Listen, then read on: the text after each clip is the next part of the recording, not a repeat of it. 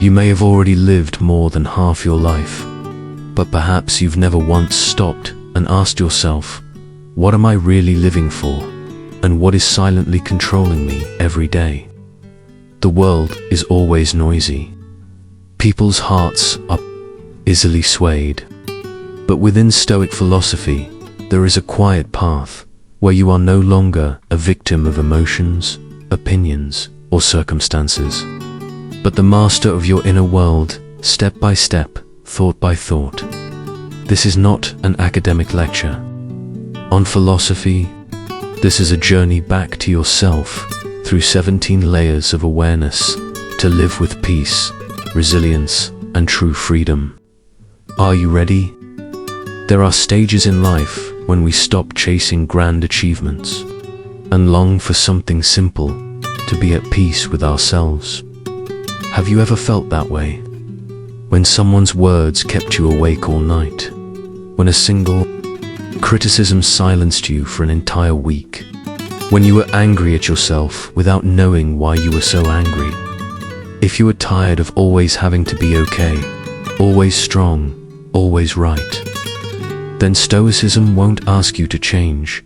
It will simply show you how to turn inward and gradually let go of what no longer serves you.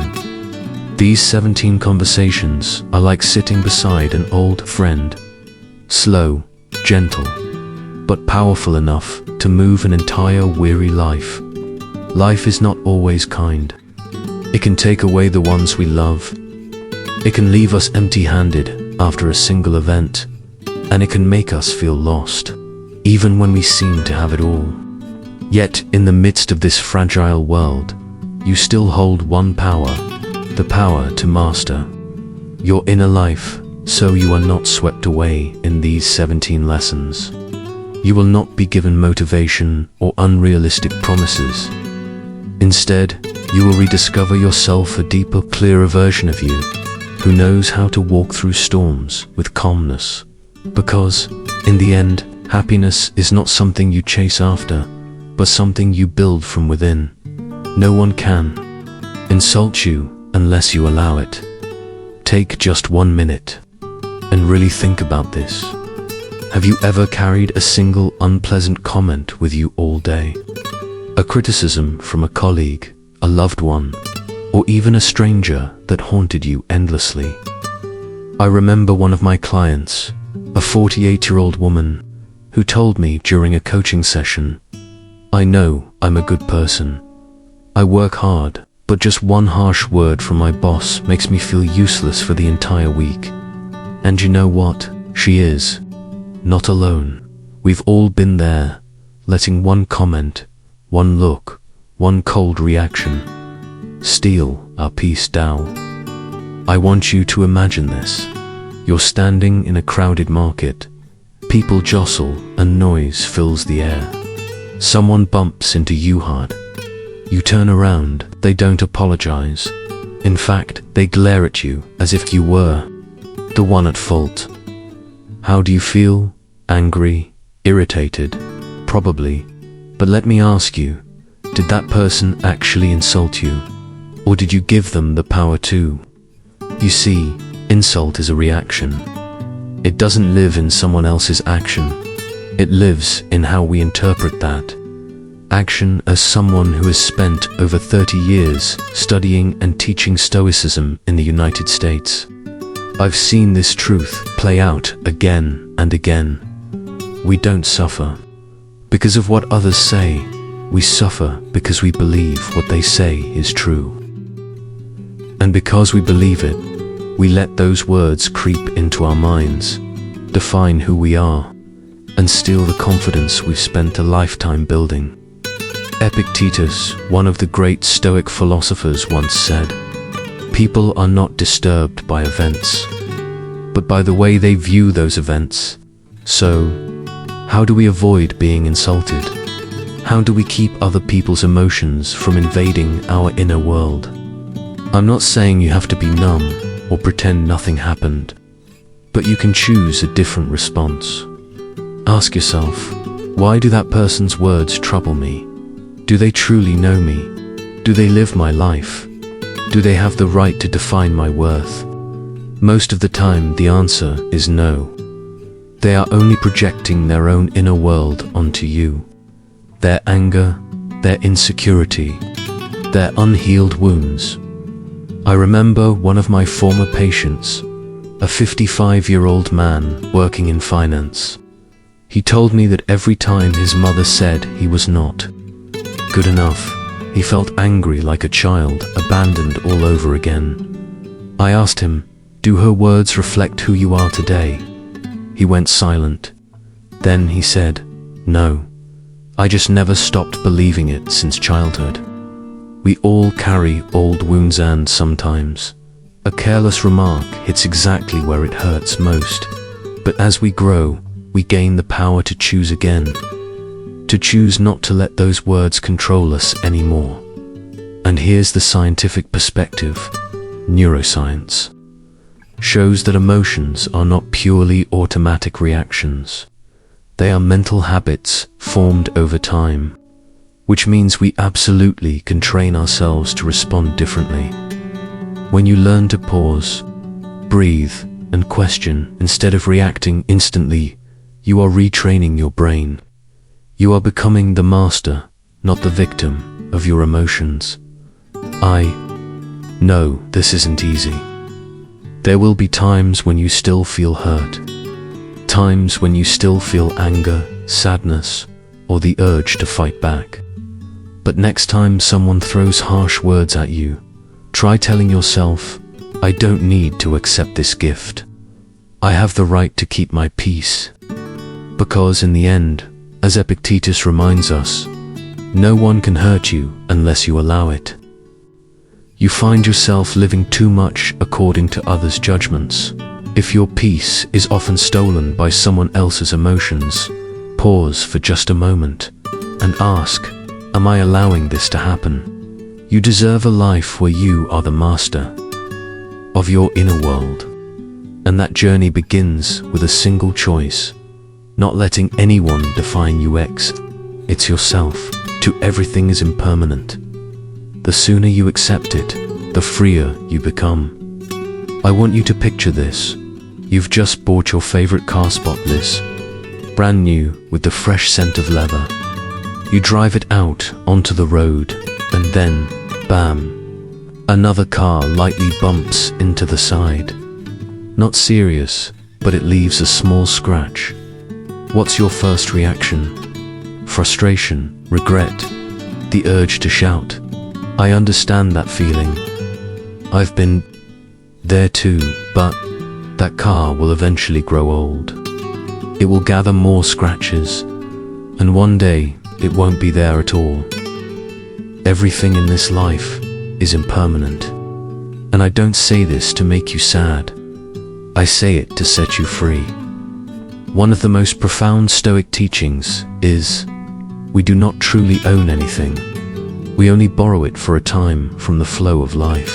Wealth, health, status, even the people we love, all of them can leave us at any moment. Without notice, without permission. And if we cling too tightly, if we believe they will always stay with us, then it is that very attachment that becomes our pain. I once sat with a man, 62 years old, who had just gone through a divorce after nearly 30 years of marriage. He said to me, "I'm not angry at her. I just don't know who I am without her by my side." That sentence haunted me for years. Not because of the sorrow, but because it revealed the confusion between love and possession. He didn't just lose a wife. He lost a part of his identity that he had placed on her. The Stoics teach us, you can love deeply, but remember, love is about presence, not possession. You can appreciate everything, but never confuse those things with who you are. The more you accept impermanence, the lighter your heart becomes. I know hearing this at 20 is easier, but once you've lived beyond 35, when you have more to lose, career, family, health, memories, that is exactly when you most need to learn how to let go. not to abandon everything, but to release the illusion of control. Because the only thing you truly own is how you respond to change. Have you ever seen someone lose everything and still remain calm? And at the same time, someone else crumbles at the smallest change. The difference, not circumstances, but mindset. The art of living with impermanence. And if you want a very real example, look at your own body. Every day, cells change. Hair falls, skin ages, energy shifts. We cannot hold on to youth forever, but we can grow wiser within the changes. Instead of asking, why did this have to end? Try asking, what did I learn from the fact that it existed at all? How can I be grateful, even when it's time to let go? Accepting does not make you weak, it makes you strong and free. Free from the fear of loss, free from the fear of being left behind, free from the obsession of trying to control everything. And when you live in that spirit, every day you live becomes a day fully gifted to you. 3. Happiness is a choice, not a reward. We've just talked about impermanence, that nothing lasts forever. And from that awareness, I want to invite you to reflect on something else. If nothing is permanent, then why are you still waiting for things to be stable, complete, and perfect before you allow yourself to be happy? I once met a woman, 43 years old, living in Seattle. She was a single mother, working 2 jobs at the same time, carrying the weight of her whole family. She told me, I just wish that one day I could rest, have stable finances, and see my kids settled, then I'll finally be happy. I looked at her, smiled gently, and asked, and what if that day never comes? You see, we often treat happiness as a reward, a destination. We attach it to conditions. When I lose 20 pounds, when I buy that house, when everything is finally in order, then I'll be happy. But life, as you know, rarely follows the schedule we want. Peace never lasts long. And if you keep waiting for everything to be in its place before you allow yourself to live, you may end up waiting your whole life. The Stoics had a different perspective. They didn't see happiness as a final prize, but as a life skill, an active choice. Marcus Aurelius, the Roman emperor who wrote nightly journals in the midst of war once, wrote, "The happiness of your life depends upon the quality of your thoughts, not on money, not on circumstances, but on the way you interpret each moment." I know this might sound idealistic. You might be thinking, I can't just flip a switch and be happy. And you're right. Happiness is not a fake emotion. It is not about forcing a smile through pain or denying sorrow. It is a conscious attitude toward life. It is choosing to look for the light even when the world feels dark. It is choosing to hold on to a space for gratitude even when the day is chaotic. Think about this. There are mornings when you wake up. The weather is beautiful, the coffee is warm, everything flows smoothly and you feel light. But there are also days when, for no reason at all, you feel heavy, tired, empty. You did nothing wrong. That is simply life, and it is precisely on those days that you still have a choice. Not the choice to pretend to be happy, but the choice to say, I will not let this feeling define my entire day. Neuroscience agrees with this. Studies on neuroplasticity show that when you repeat a certain kind of positive thinking, you literally rewire your brain, creating new neural pathways. In other words, the more you choose to lean toward happiness, the easier it becomes to feel it. Personally, I've practiced this for many years. Not through grand methods, but through small, intentional moments. When I feel pressure, I take a slow walk and watch the leaves fall. When I feel tired, I remind myself, I am still breathing, and I still have one more day to live. I have not always succeeded, but I have always chosen to return to simplicity. Because, as the Stoics teach, we cannot control the world, but we can control how we live within it. So today, I want to ask you, what are you waiting for before you allow yourself to be happy? And is that thing truly necessary? Or do you already have enough right now to feel grateful, to smile, to live a full day? Happiness, as I once told one of my older students, is not a mountain you must climb, but the way you place each step on the path. How you choose, that is up to you. Not society, not circumstances, not other people, only you. Only today. 4. Begin your day with clear intention. I want you to imagine this. You wake up in the morning, the sky is still dim with mist. Your phone vibrates, messages, notifications, emails. You reach over and turn on the screen.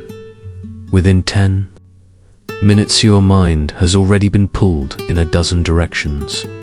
You haven't had breakfast. You haven't taken one deep breath.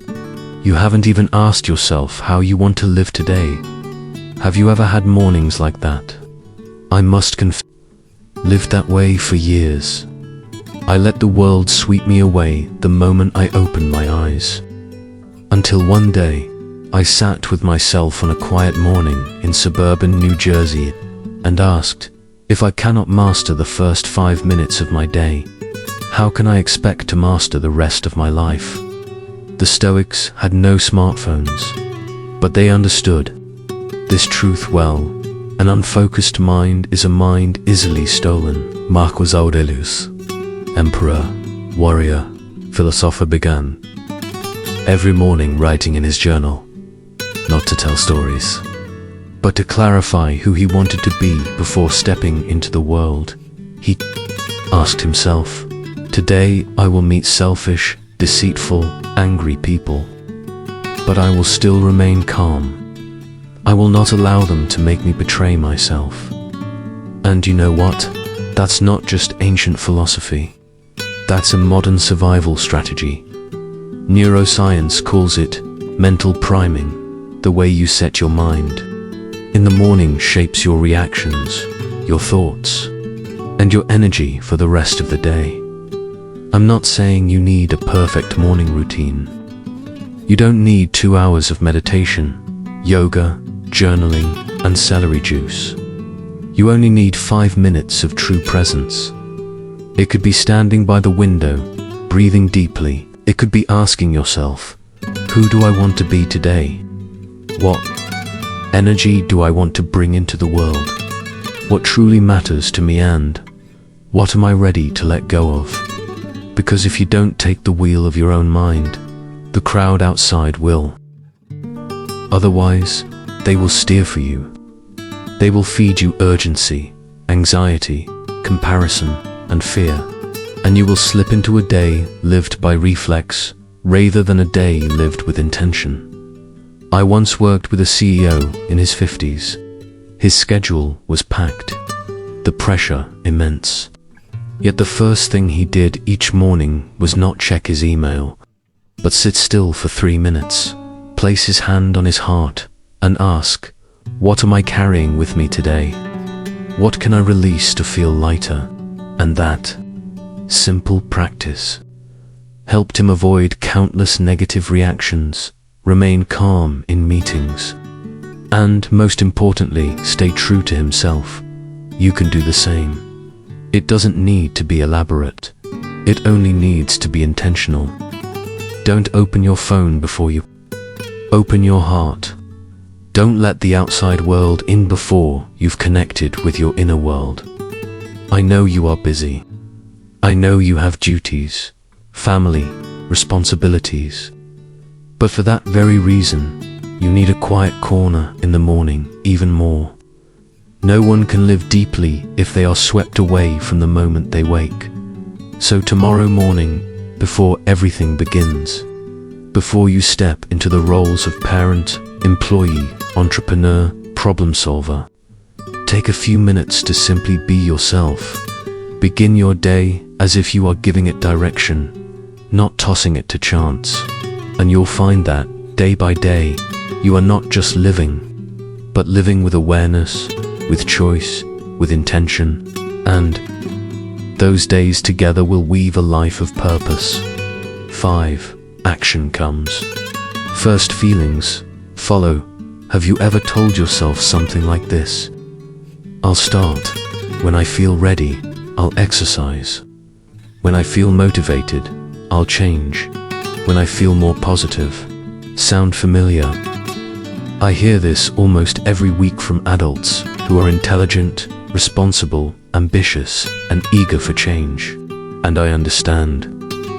I was once one of them. We grow up with a romantic idea that feelings lead the way. Inspiration comes first, action follows. We imagine a sunny morning when we wake up full of motivation, determination swelling in our hearts, and then everything naturally falls into place. But the reality is, the sky is grey, the body feels sluggish, the mind feels blank. And if you wait for the right feeling before you begin, you will begin very rarely.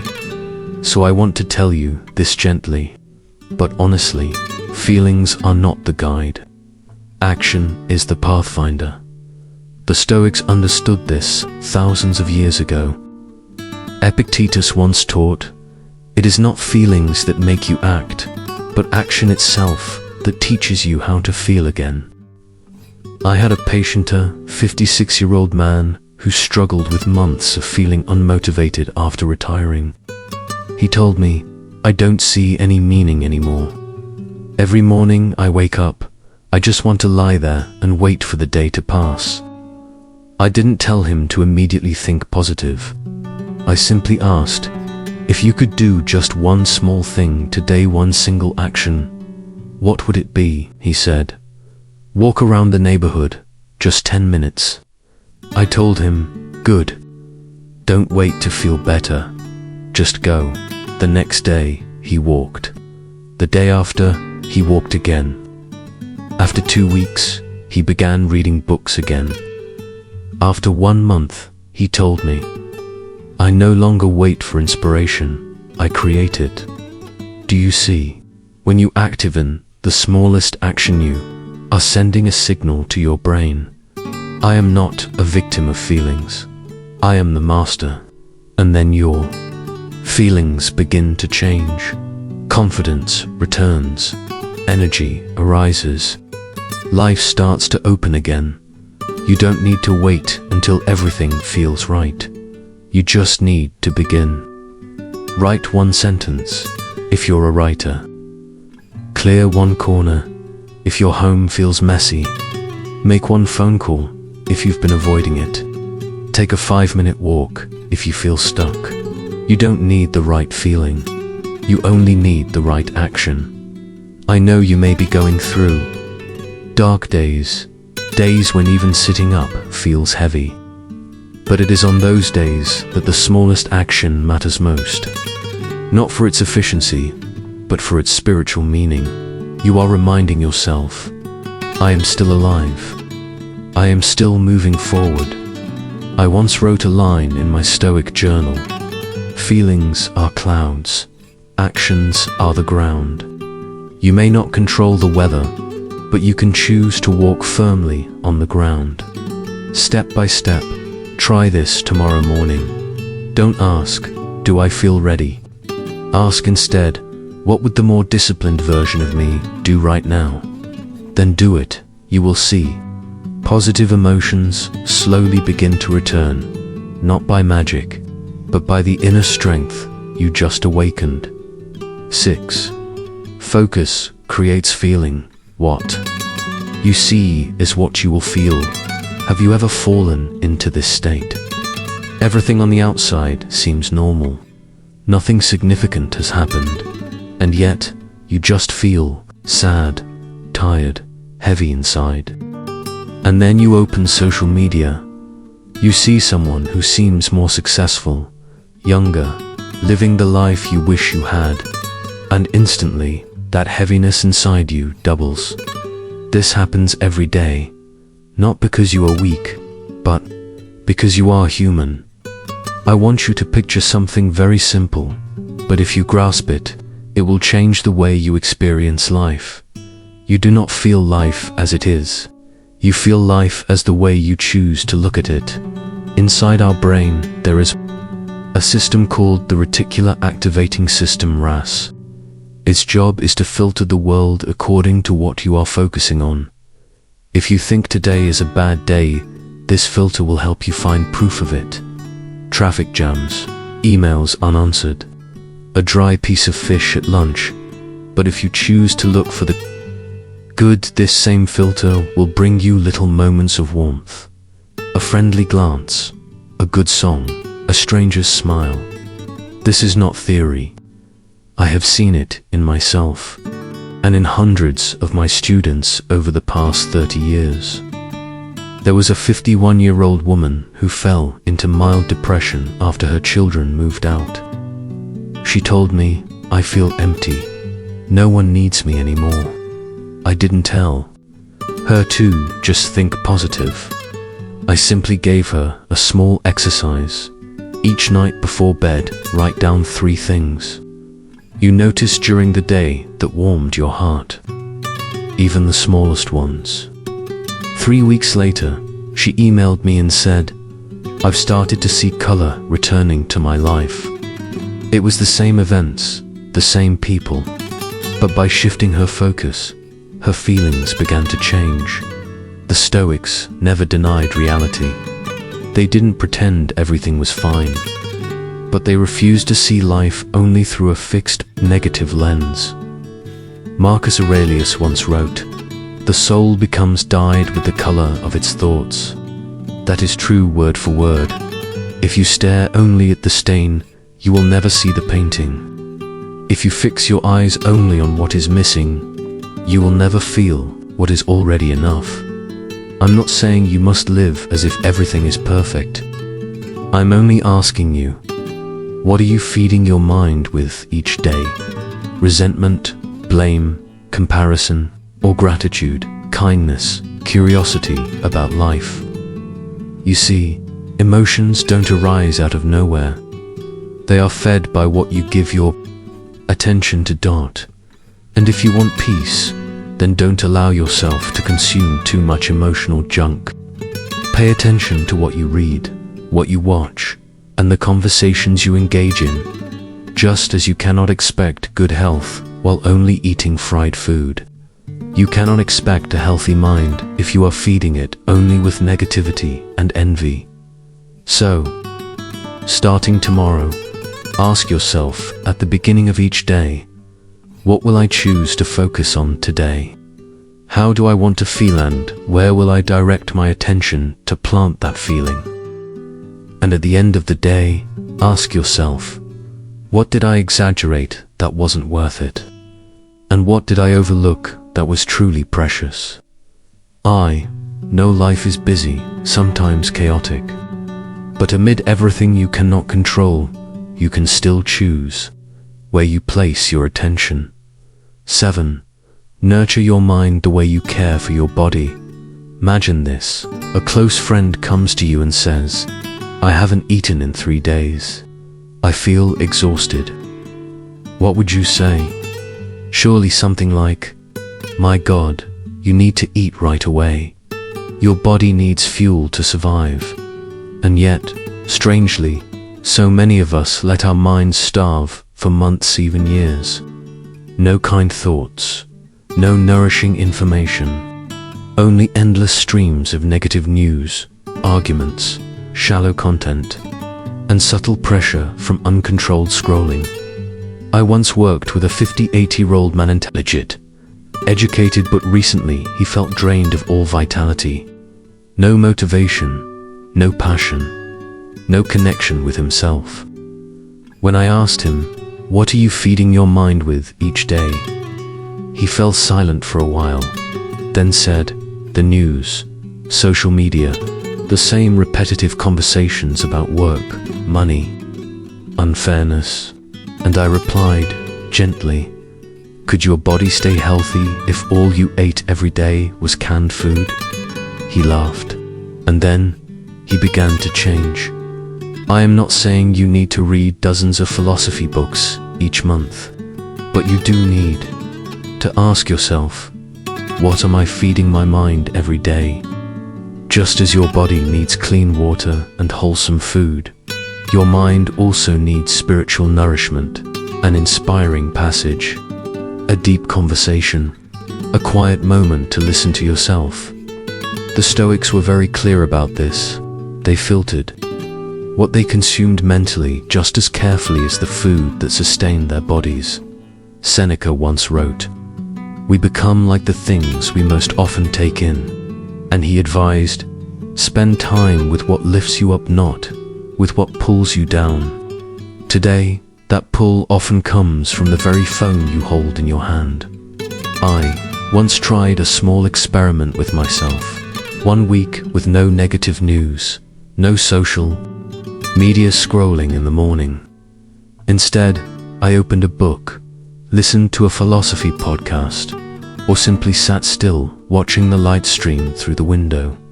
The result, I felt my mind clearer, softer, less judgmental, and from there I began responding differently to the entire world around me. So if you find yourself easily irritated, easily discouraged, easily pulled into negative emotions, pause and ask, what am I feeding inside myself every day? Am I caring for this mind the way I care for my body? Here are a few gentle ways you can begin. In the morning, instead of rushing to open your phone, spend 5 minutes reading an uplifting passage, or simply sit quietly in stillness. During the day, be mindful. When scrolling, what are you seeking? What are you consuming? And does it help you live better? At night, instead of carrying negativity into your sleep, ask, what is one thing I'm grateful for today? And the most beautiful thing is this. Just like the body, when you care for the mind consistently, it begins to heal itself. You will notice yourself becoming more patient, more at peace, less reactive, and more reflective. Not because the world has changed, but because you have changed the quality of what you feed your mind every day. 8. Gratitude is not a luxury, it is survival. Have you ever felt that? There are times when you know you have so many good things in your life, and yet your mind still spins in emptiness. You know you should feel happy, but you just can't. You look at all that you have, but you remain haunted by what's missing. I want to tell you this as someone who has worked with hundreds of people over the age of 35. From all walks of life in America, we do not suffer because of what we lack. We suffer because we forget what we already have. Today, when people hear the word gratitude, they often think of it as something cute, a gentle spiritual lifestyle for those who like to keep nightly journals. But I want you to understand something far deeper. Gratitude is not a luxury for the leisurely. It is a survival strategy, especially on difficult days. The Stoics knew this thousands of years ago. Seneca, the Roman philosopher, once wrote, "We often fail to realize the value of ordinary things until we lose them." That is not just a warning. It is an invitation to wake up, to realize that no matter how chaotic the outside world may be right now, you can still find an anchor in something very small. I once asked a man in his 60s who had just gone through a serious health crisis, "What kept you calm through it all?" He didn't mention doctors. He didn't mention medicine. He simply said, "Every morning I can still hear the birds outside my window." You see, when there is nothing else to hold onto, gratitude becomes the final hand that keeps you from falling into the abyss. and modern science fully agrees. Research from the University of California shows those who practice gratitude daily have significantly lower cortisol stress hormone, sleep better, and recover emotionally faster after crises. In other words, gratitude doesn't just make you feel better, it makes you stronger. I am not telling you to feel grateful all the time, especially in the midst of pain. But I want you to try this. Even on your worst day, can you still find one thing, just one thing, that is holding you up? It could be your breath. It could be the resilience that has not disappeared. It could be a friend who hasn't abandoned you, or the quiet light streaming through the window. Because gratitude, after all, is not about denying suffering. It is about not letting suffering take over your entire mind. The Stoics taught, it is not what happens to you that hurts, but how you choose to see it. And gratitude is the strongest perspective you can choose. I, myself, have been through dark seasons in life, and I remember clearly one morning when everything seemed broken. I stepped outside into the chill of early winter. I saw a barren branch stripped of all leaves, yet still reaching steadfastly toward the sky. I remember whispering to myself, even without flowers or leaves it still stands, so will I. And from that moment, I began a small practice, each night writing down one thing I was grateful for, not to become a positive person, but to keep the light inside alive. 9 hard days shape you the most. I want to begin this part with a very personal question. Do you remember a day when you thought you couldn't make it through, but somehow you still stood? Maybe it was when you lost someone you loved, or when you hit rock bottom in finances, health, or marriage. Or maybe it was just a stretch of weary, unremarkable, silent days, but you kept walking anyway. And now, when you look back, what do you see? I will tell you something that 30 years of working with adults has taught me more clearly than any university ever could. It is the hardest days that shape you into the deepest version of yourself. You are not defined by peaceful vacations, but by the grey mornings when you still forced yourself out of bed.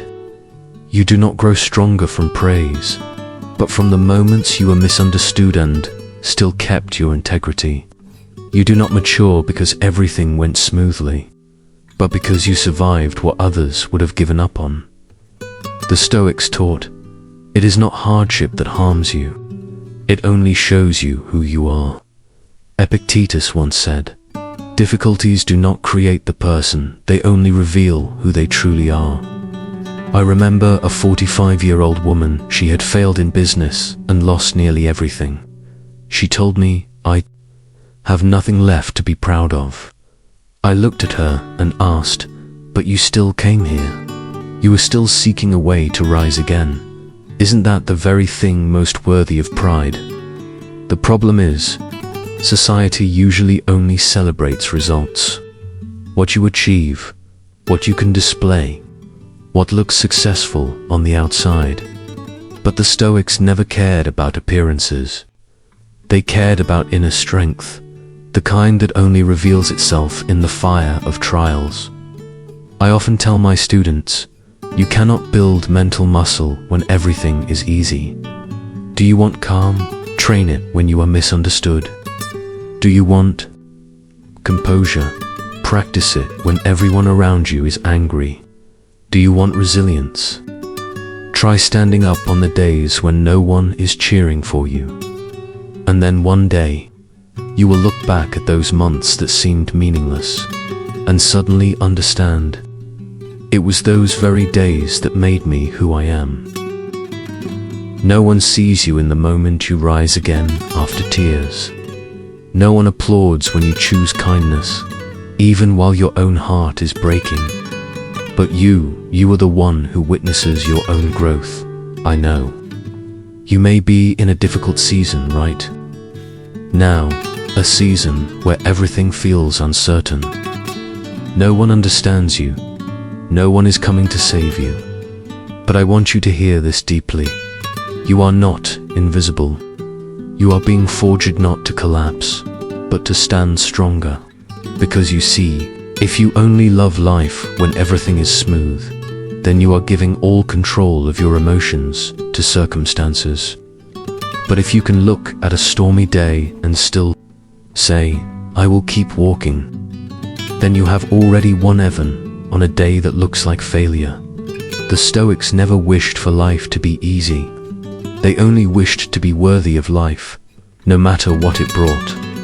10. Protecting your peace is your responsibility, not anyone else's. You want you to pause for a moment and ask yourself honestly, am I giving away control of my emotions to others? Do I let my mood be shaped by meaningless conversations, trivial remarks, or other people's behavior? If your answer is yes, then I want to share something, not to blame you, but to remind you of a truth that has saved me many times in life. No one else is responsible for keeping you at peace, except you. I once worked with a woman in her 50s. She constantly felt pulled into the emotions of others. She was kind, caring, and compassionate, but also constantly exhausted, because she believed, if I don't please everyone, I'm selfish. If someone is angry, I must calm them. If someone is hurt, it's my fault. And do you know what happened?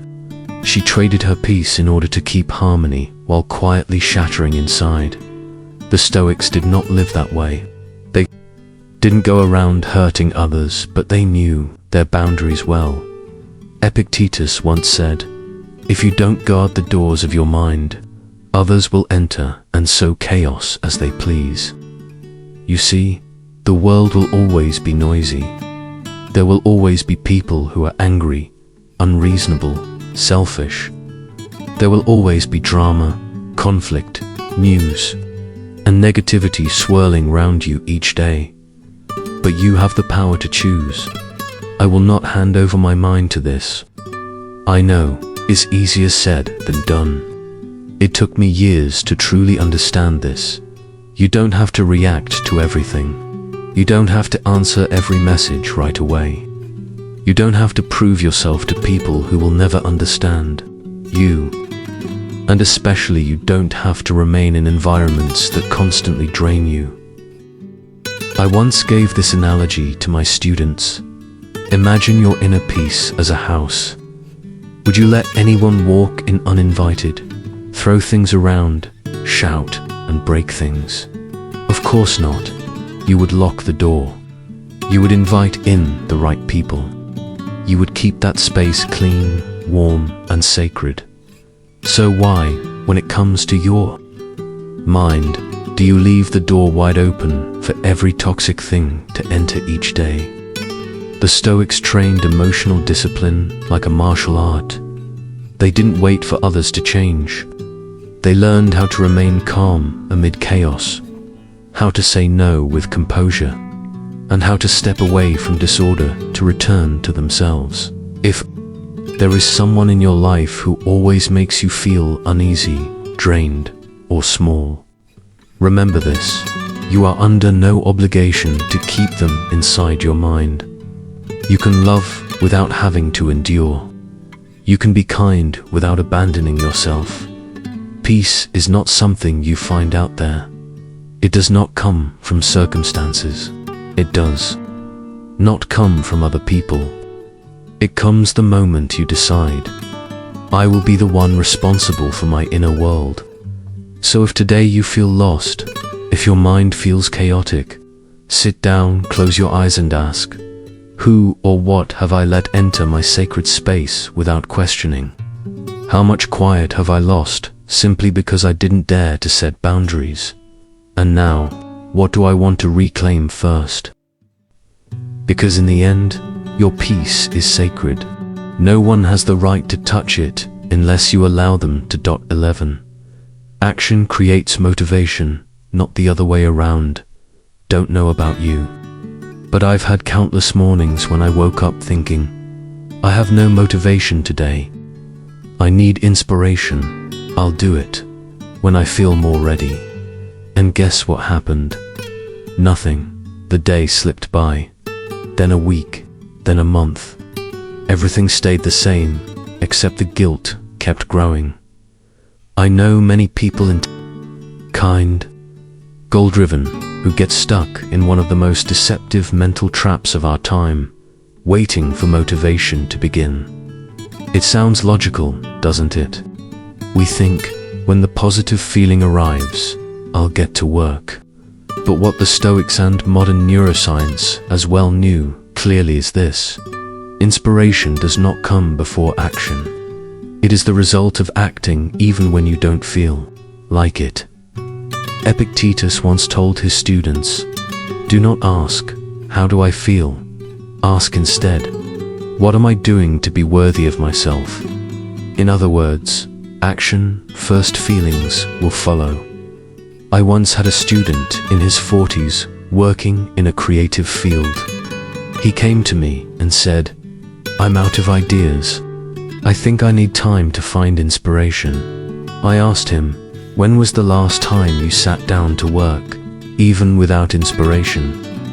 He was silent for a long while, then said, "Maybe a few months ago."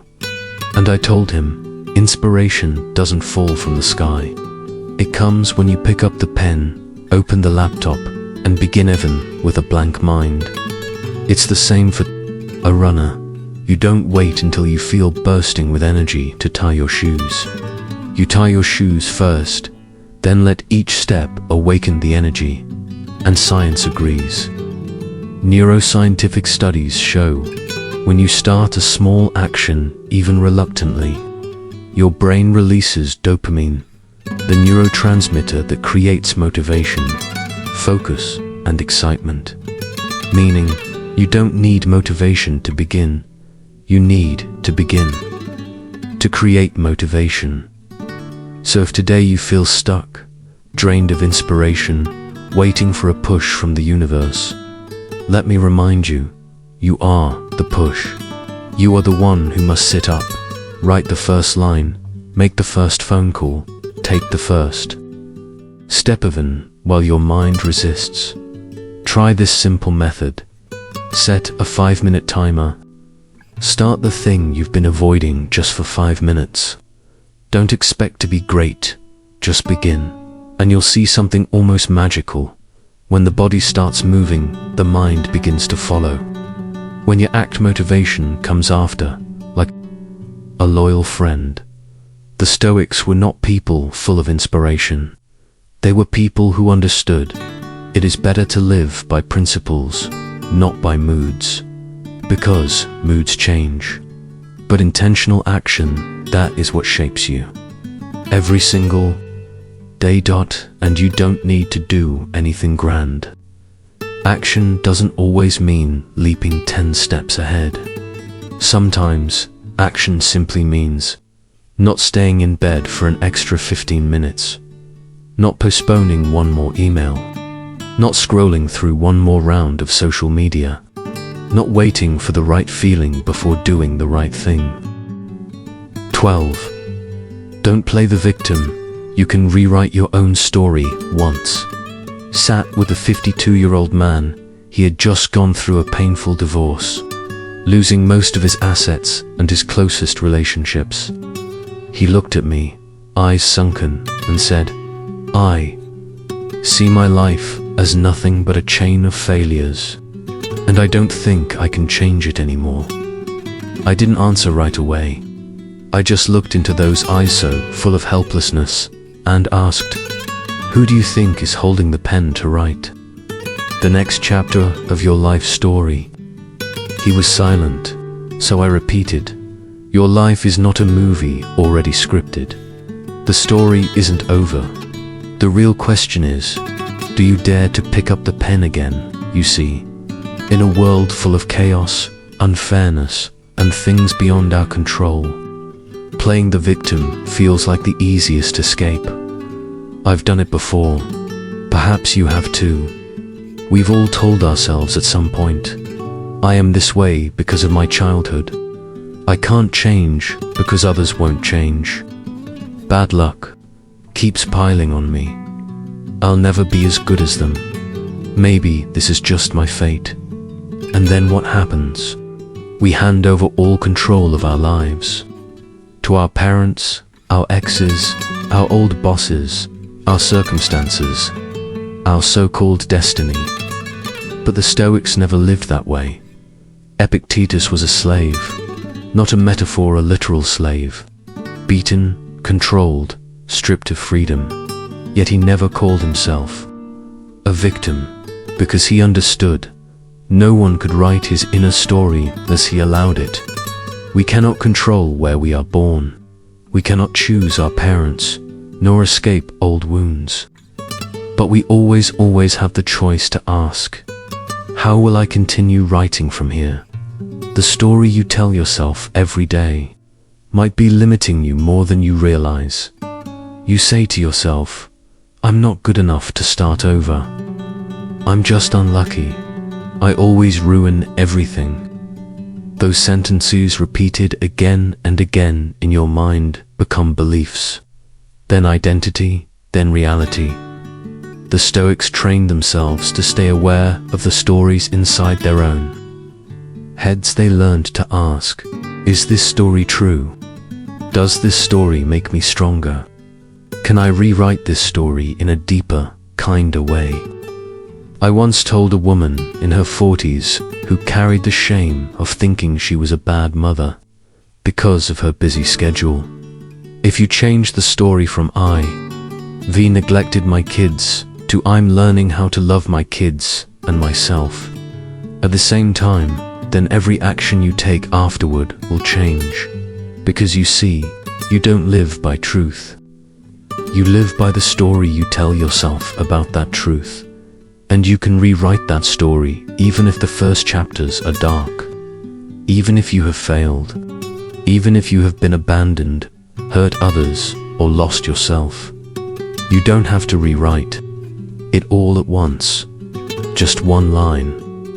One new chapter where you begin to tell yourself, I am not defined by my old mistakes. I am learning how to walk again. And this time, I'm the one holding the pen. 13. End the day with gratitude. It's the quietest way to heal. I want you to imagine this. A close friend comes to you after a terrible day. She just argued with her child. Work was chaotic and someone misunderstood her. She sighs and says, what a horrible day. What would you say? Would you scold her further? Or would you tell her, but at least you made it through today. You didn't give up. That's already a victory. So then, why don't you say the same thing to yourself, the end of each day? You know, after all these years working with people between 35 and 65, I've realized one thing. Most of us go to bed with an unfinished mind, full of regret, comparison, self-blame, and restlessness. The tasks we didn't finish, the words we didn't say right, the reactions we weren't proud of. And so, night after night, we fall asleep with wounds inside us that were never soothed. Over time, our hearts become hardened, because of great tragedies, but because of the lack of gentle endings. The Stoics did not live that way. Marcus Aurelius, emperor, warrior, burdened with the weight of an empire, spent every evening writing down what he had observed, what he had learned, and what he was grateful for that day. Not to boast, but to heal. You don't need to write much. You don't need to meditate for 30 minutes. All you need is this. Before bed, instead of reaching for your phone, ask yourself a small question. Today, what is one thing I am grateful for? It could be as simple as a hug from someone you love, a cup of warm water at the right moment, a time you stayed calm when you could have lost your temper, Gratitude at the end of the day is not about fake positivity. It is to remind you that amid all the unfinished things, something is still quietly healing you. And science confirms this.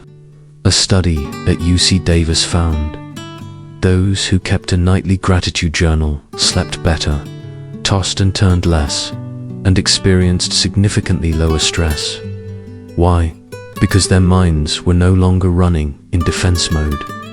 They closed the day gently and were ready to begin again. I once had a student who had lost his job after 17 years. Every night, he lay awake in fear of the future. I didn't tell him to be optimistic. I simply gave him a notebook and said, "Before bed, write down one thing that kept you from collapsing today." At first it was, "My wife is still by my side." Then, "I still have my health to start again." Then, "I didn't lose my temper with my child today." 3 weeks later, he was able to sleep again. Not because life got easier, but because his heart was able to let go before drifting into sleep. You see, my heart healing is not always loud. Sometimes it comes in the moment you quietly tell yourself, "Today may not have been perfect, but I didn't give up." So starting tonight, I invite you to place your hand on your chest and find just one thing to be grateful for. Just one. Even if it's so small, no one else would notice. As long as you do. Because when you end each day with gratitude, you are quietly sending a signal to yourself. I am living with intention. And with each passing day, I'm growing, not just surviving. 14. Daily habits are the root of emotions, not the weather. I once spoke with a 48-year-old woman. She told me, "I don't understand why I'm so up and down. Some days I feel great, and some days I feel heavy for no reason." I asked her 3 questions. What do you do when you wake up each morning? What do you feed your mind throughout the day? What do you usually think about before bed? She was silent for a few minutes. Then she said, "I guess I've been letting my emotions be driven by everything except myself." You see, so many people believe emotions are random, like the weather, sunny one day, stormy the next, beyond our control. But what the Stoics understood, what I want to share with you today is this. Emotions don't come from the weather. They come from habits. Every small thing you repeat each day is quietly shaping your mood, your perception, and your spirit. If you wake up and spend 30 minutes scrolling through social media, feeding yourself negativity, comparison, then rushing into work without a single pause to breathe, your sense of fatigue and negativity is not a mystery. It is the predictable result of a consistent but unhealthy set of habits. The ancient Stoics began each day with intentional reflection. Marcus Aurelius wrote, "This morning I will meet people who are selfish, ungrateful, arrogant, and I will not let them steal my peace." He didn't wait to see what the weather would be like or whether people would treat him kindly. He prepared his mindset through a morning habit of deliberate thought. I once tried something simple myself and saw clear results. Every morning, before looking at my phone, I did just one thing. I wrote down one feeling I wanted to embody that day. For example, calm, generous, unhurried. That's it. But my mind began adjusting itself to live according to that intention, like a system being reset every morning. The Stoics understood this. If you don't plant seeds in your mind intentionally, others will on their terms. You cannot expect a peaceful day if you begin it in chaos. You cannot expect inspiration if you spend your morning rushing and forgetting to breathe. You cannot expect lightness if every night you fall asleep under stress. And you don't need big changes. Just 3 small habits done consistently can rewire your emotions completely. Morning mindfulness. Wake up 10 minutes earlier. Sit quietly. Write down one quality you want to carry through the day. Midday awareness. Pause 3 times during the day. Take 3 deep breaths. Ask, am I just reacting, or am I living with intention? Evening gratitude. Before bed, write down one thing you are grateful for, even if the day was terrible. You see, you don't need to change your entire life. You only need to do one small thing consistently, and you'll begin to see your mood no longer depends on the weather, because life is no longer just happening to you. You are creating the life you want from within. One of my students, over 60 years old, once told me, I thought midlife emotions were something I couldn't control, but it turns out I just hadn't learned how to build a system for my mind. Now, he begins each day with a short meditation. He avoids social media before 10 a.m. and he spends 3 minutes before bed writing one thing he is grateful for.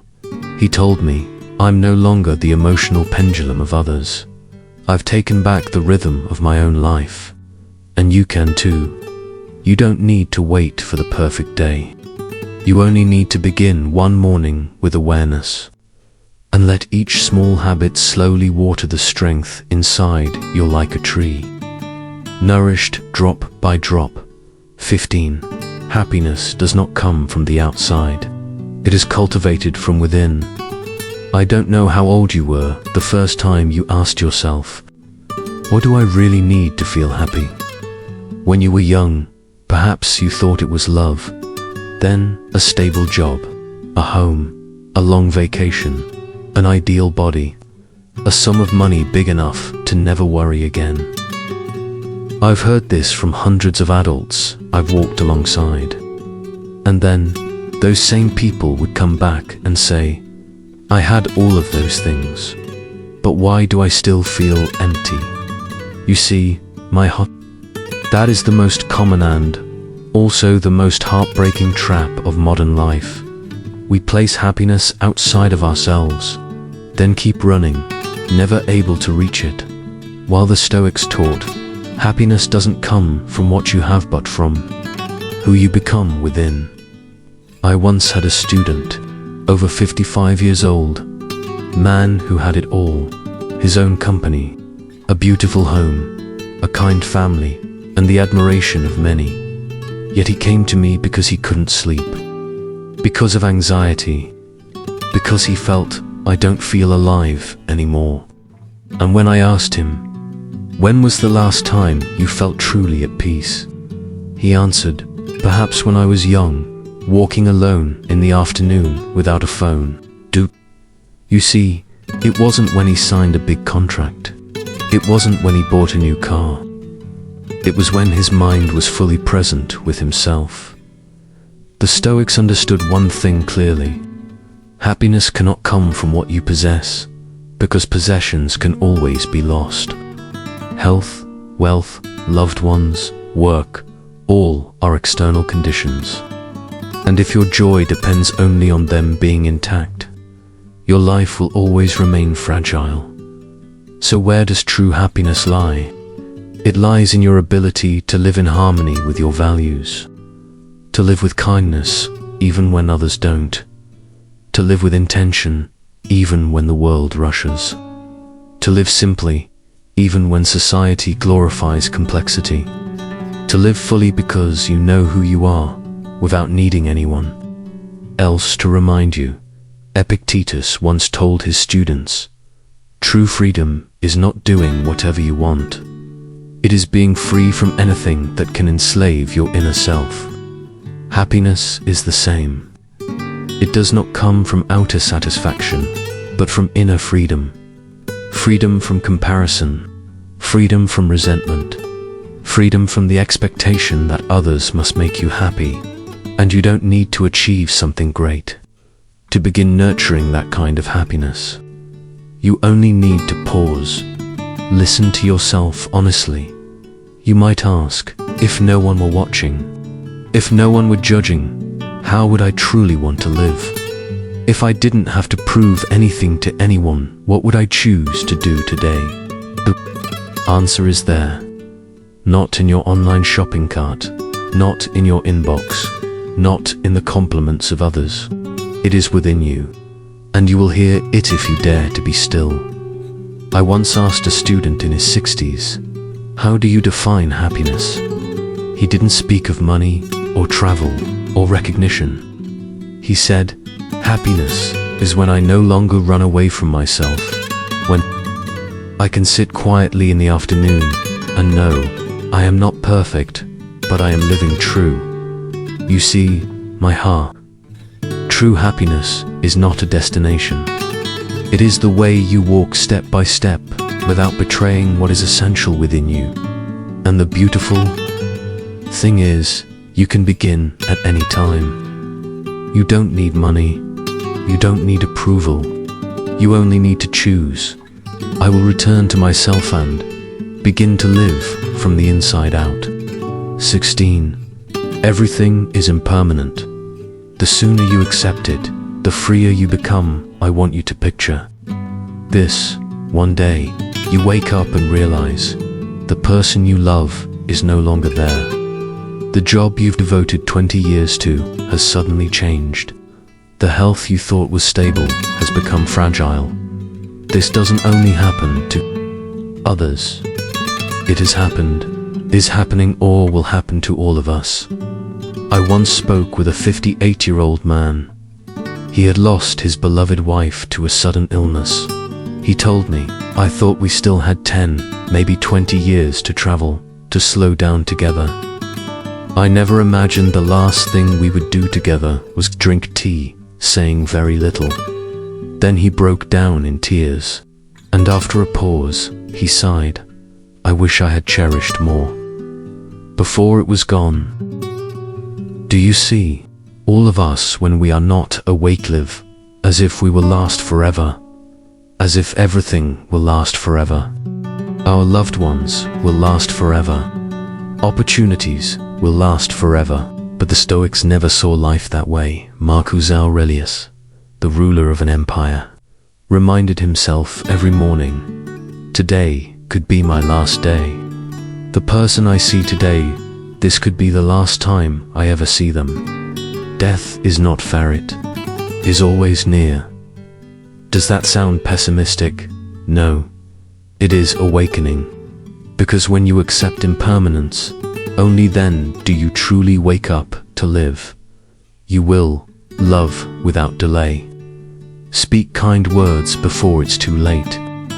Look at life with grateful eyes, knowing that all of it is only borrowed for a while. I once wrote a line for myself and stuck it on my desk. Everything I have is not mine forever. Not to fear loss, but to cherish more deeply while it is still here. Have you ever been angry with someone and never had the chance to make peace? Ever postponed a dream, thinking, "I'll do it later"? Ever skipped hugging your parents just because you felt awkward? We live as though everything will repeat again tomorrow. But the truth is, nothing is guaranteed. The Stoics did not resist impermanence. They walked with it as a natural part of life. They understood everything changes, not because life is unfair, but because change is the nature of all things. And when you accept that, you will cling less, control less, suffer less over things that were never yours to keep. And strangely, you begin to feel lighter. Not because life has become easier, but because you no longer demand it to be unchanging. I remember a student in his 60s who had lost all his wealth during a financial crisis. When I asked how he managed to endure, he said, "I once believed what I built was solid, but then I realized everything can be lost. And when I accepted that, I began to rebuild without fear anymore." Impermanence, when accepted calmly, does not make you weaker. It makes you clearer, humbler, and freer. You no longer fear loss. Because you know nothing was ever truly yours forever. You begin to live fully in the present. Because you know this moment is all you really have. And you begin to love the person beside you, as if today were the last day you could ever call their name. That is not sorrow. That is complete love. 17. No one can offend you unless you allow it. The first time people hear this, many react immediately. How could I not be hurt? They really said cruel things. I didn't choose to be offended. They said it, I heard it. Of course, I felt pain, I understand. We've all been there. And perhaps you've also found yourself angry, feeling small, or lying awake at night just because of someone's words. A careless comment, a cold attitude, a criticism you thought you'd forgot, echoing in your head all day long. But the Stoics understood something very clearly. No one can invade your inner world unless you hand them the key. Epictetus, once a slave, beaten, insulted, and stripped of freedom, said a line I've carried in my heart for decades.